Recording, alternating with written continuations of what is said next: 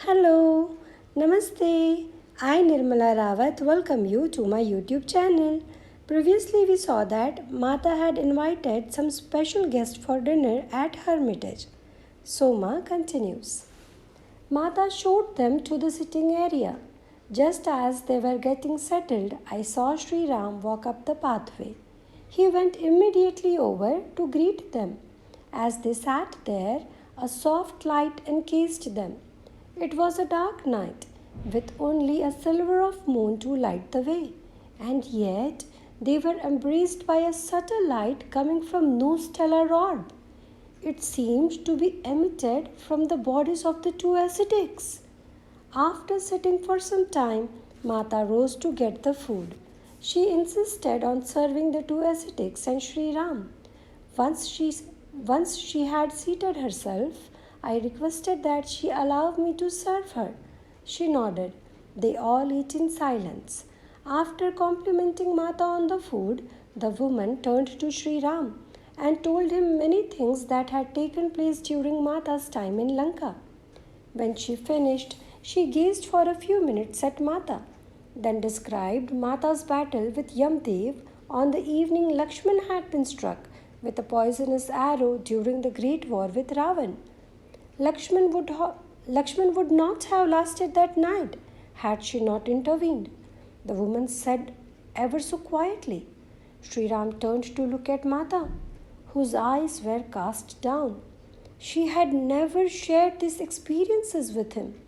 But in exchange for Lakshman's life, continued the woman, Sita had to give some years of her own. It was Yam Dev's demand. She felt silent. As the words sank in, Sri Ram seemed to grasp the gravity of the situation. But an extension can surely be given, right? The woman shook her head. It was Sita's word, she replied quietly. Just as she gave years of her life, surely I can do the same, he asked in a soft voice. Again the woman shook her head. The time is running out. How much time is left? He asked. The woman turned to face Mata. You can choose the time of your departure, but it must be within the year. So soon? Exclaimed Sri Ram. She nodded. Mata had been absorbing this information. At first, she seemed startled, but she soon gained her composure. Turning to Sri Ram, she said, I must honor my word. If I were to face the same situation again, I would gladly give my life for the sake of our beloved brother Laxman, or any of our brothers. It would be my honor to do so. Then I will also prepare for my departure, he said solemnly, as he grasped Mata's hand. That is not possible, Ram, interjected the man. Your time has not come. You must remain here until your sons are ready to govern. The foundation for a new society is secure, and the laws of Dharma are established. Laws based on the universal love that pervades all. This was the reason for your birth, for the birth of both of you. With Sita's early departure, it is more urgent for you to remain and fulfill the task for which you both have come. Sita will aid you from your celestial home. Mata then turned to the man and said, My joy in seeing you counters any sadness I have in leaving my family and this world that I so love. That is why I have come, he replied with a loving smile.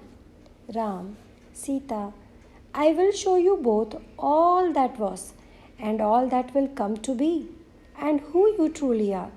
With those words, they closed their eyes and went into meditation. I had been clearing the remains of the meal when this conversation took place, but as tears threatened to burst from my eyes, I quickly scooped up what was left of the meal and ran to the kitchen area. Once I reached my room, I collapsed on the floor. I cried and cried until there were no tears left in me, and then I drifted to sleep. I awoke some hours later. It was still dark outside. I glanced out of the window and saw that the four of them were still in meditation. Only the forms of the two ascetics had changed. Seated before Mata and Shri Ram were the forms of Parvati Ma and Mahadev. I thought to go to them, but my eyes were heavy and my feet would not move. So I sank back onto the floor and fell into deep sleep. I awoke again just as the first morning rays were peering through the window. I found Mata sleeping alone on the cushions where the dinner had taken place. A subtle light clung to her body. There was no sign of the guests or of Shri Ram. I sighed in relief. Perhaps I had dreamt the whole scene. Perhaps the guest had never arrived and Mata had fallen asleep waiting for them. I comforted myself with this thought and went to see about the children. When I returned to the cottage, I found Mata in the kitchen area starting the fire for the morning meal. Mata, the guests never arrived last night, did they? She smiled broadly. Don't you remember? You were there serving us. I was hoping that I had dreamed the whole thing. My voice trembled. Soma, do you not know who you were in the presence of? I didn't respond, as my mind was still confused. Go, bring the cushions and mats back into the cottage and you will know. As I lifted the mats, I discovered small jewels spread out in the area where the man and woman had sat. I grabbed a basket and began to gather them. I saw Mata smiling in the doorway. Looking up at her, I realized that what I had seen was true. It was Mahadev and Parvati Ma. And then I remembered that I had awoken in the night and seen their forms.